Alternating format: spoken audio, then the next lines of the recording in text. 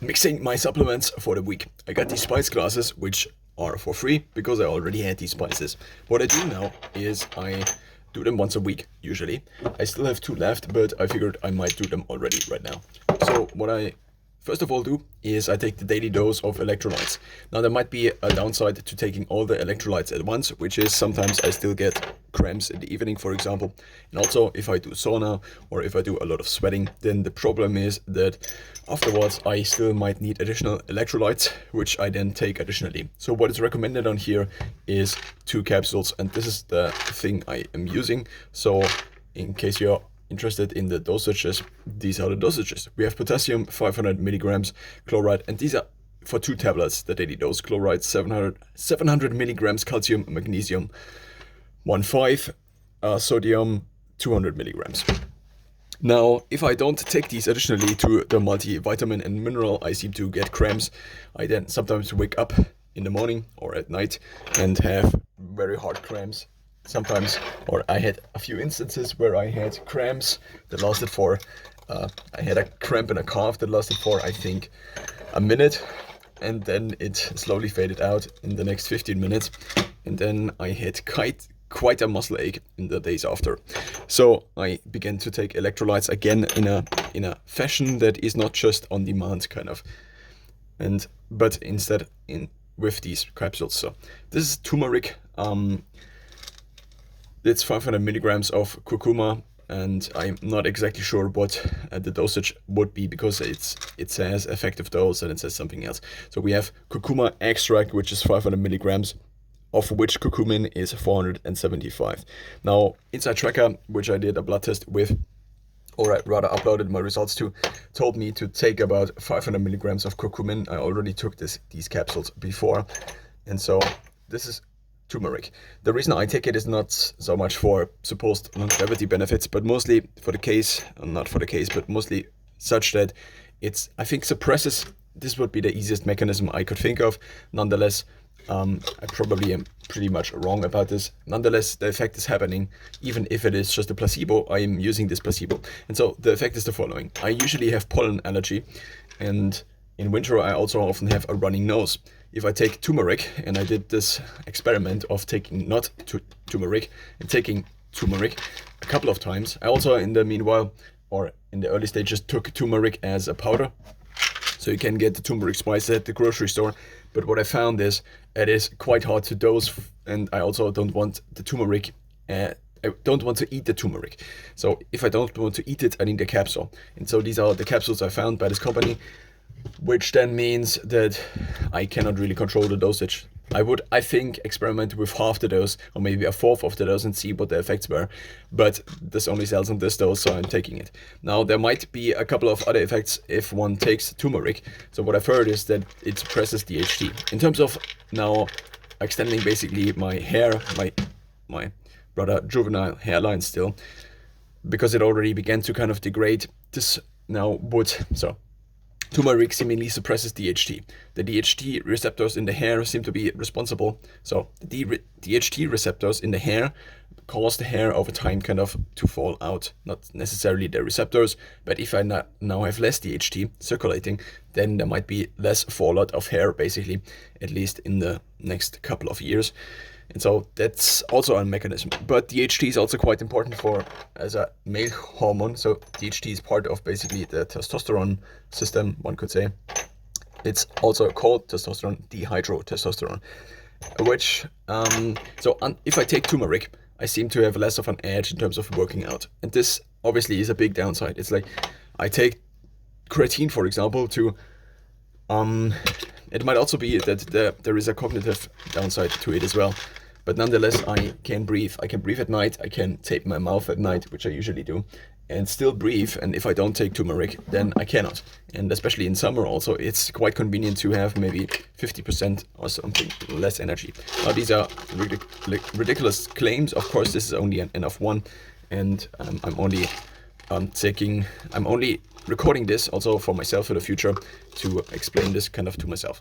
Now, creatine. I took creatine, I began taking creatine as 1 capsule, which is 1.25 grams. I then increased it to 2.5 grams, and I already noticed 2 effects mostly. The first effect is that in workouts I seem to I can call a little bit more intensity.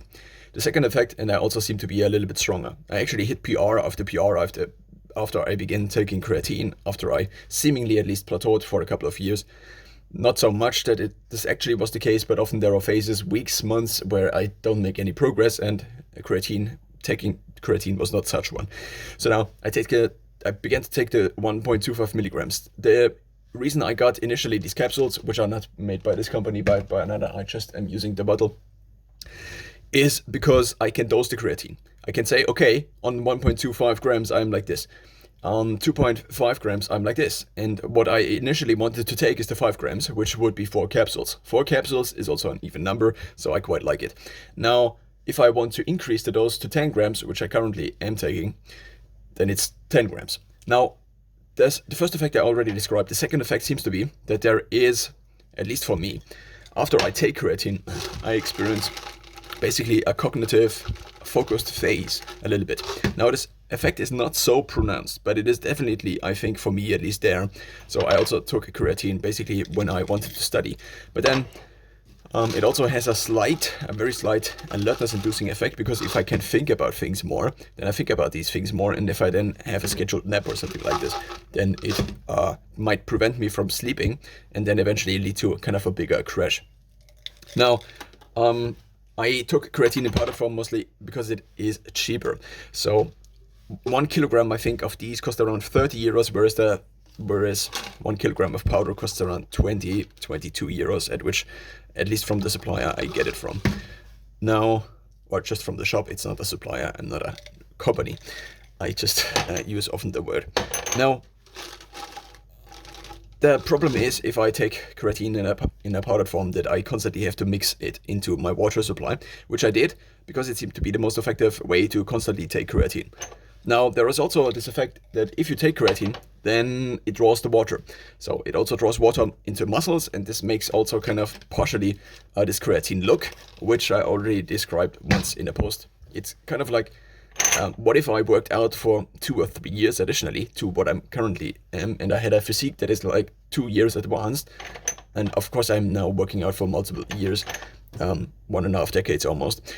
And now what I'm thinking of is that with creatine, my muscles are more filled. If I have a certain amount of fat around the muscles, let's just say the thickness of my hand is basically the thickness of the fat, then what creatine seems to do is it basically increases the muscle belly by drawing more water into it, and then it makes basically the fat that is still the same thickness spread more evenly, not spread more evenly, but it is spread out more. So it is spread out more, therefore it becomes thinner, therefore the overall look is as if you had less body fat, but you actually don't. Now, this is also quite a nice benefit because I just look better, because my muscle bellies are more pronounced. Now, in terms of omega-3 fatty acids, this is the last supplement I daily add. I take 6 capsules, so this is now actually the bottle, and the 6 capsules amount to around 2 grams of EPA.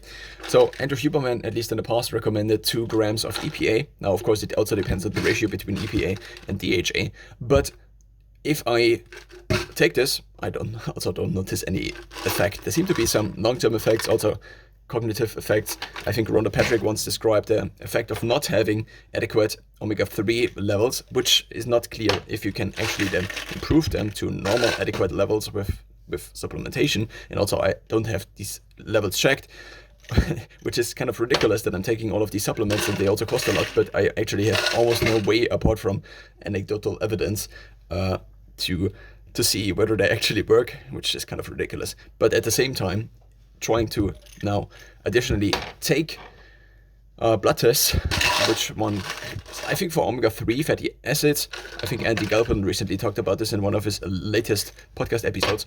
There is now something like a test, not that there wasn't before, but there is, I think, seemingly an omega-3 level test, which tests the omega-3 levels in the brain, or also something like this, but I'm not entirely sure about this.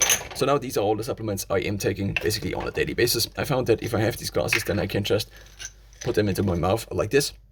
Now, these are now a lot of capsules. We could actually count all the capsules. Let's just display one of these.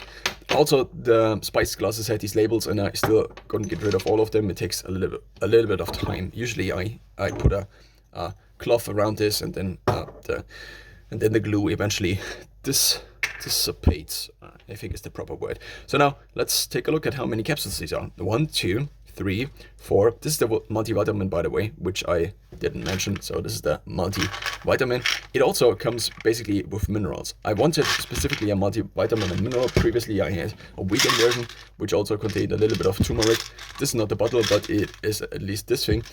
And previously I used the one from the drugstore, which for some reason I have a negative association with. Maybe it's because it didn't give me, I don't know. There is just some anecdotal evidence, and since I'm taking this, it seems to be a little bit better. But it is so minuscule, it is so minimal that I am not entirely sure about this. I would need to take more notes on this, but there are only so many hours in the day, so I cannot take notes on all of these things all the time. It would also make sense to track nutrition all the time, but it is also a lot of work, or just a time investment. Now, 1, 2, 3, 4, 5, 6, 7, 8, 9, 10, 11, 12, 13, 14, 15, 16, 17, and 18. 18 capsules, mostly because of the creatine. With the 8 capsules, it just increased a little bit. But I then am sure that I'm taking the 10 grams of creatine.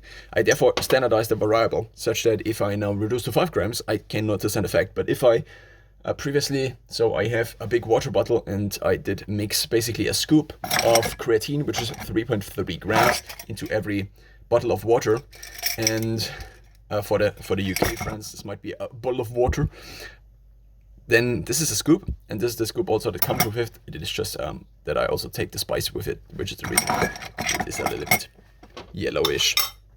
Now, and then I could not properly dose, because depending on how much water, I basically mixed it into every water I drank at home.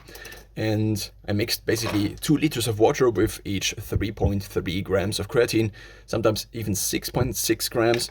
And then I estimated that I would have around 25 grams of creatine in a given day. And then I already did 2 capsules in the morning in order to at least have some effect already in the morning.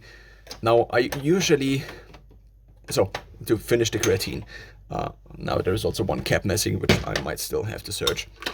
In terms of the creatine, I just find that it is easier, and also it is more fixed as a variable if I take it in the morning, even though the capsules are a little bit more expensive. And I would actually take more than 25 grams, but there is also a cost associated with taking that much creatine.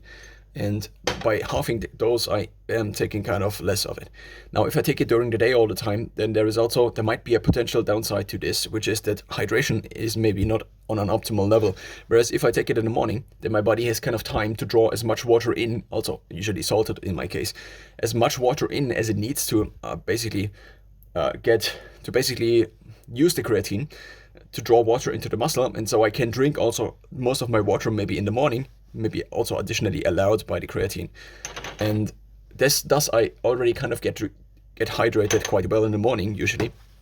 And then I usually go for a workout after maybe 2 hours. That's kind of what I'm aiming for. It could be different, it could be in the evening, but if I have my first shake in the morning, so I usually take just a protein shake in the morning, and then the supplements with the creatine, then after 2 hours or 3 hours, it seems to be kind of the best. My body seems to indicate that now would be the time to work out. So that has been my supplements that I take in the morning. Additionally, I take 2 other things as well, which is I began immunotherapy for my pollen allergy again. And so these are now basically there are these tablets available. Previously, it was either an injection every 4 weeks, which was quite a little bit of time investment. I did this during school already. And now taking basically 2 capsules, and these are also sublingual. So you take them, and similar to resistance training, that over time, so basically you try to harm the body a little bit, and then the body gets adapted to it in one way to describe it maybe. And similar to this, there is basically a little bit of pollen or the extract in these capsules, and I take pollen for 2 things, not a pollen for 2 things. There are trees, and I also take it against grass, and so I hope this will also further improve my symptoms.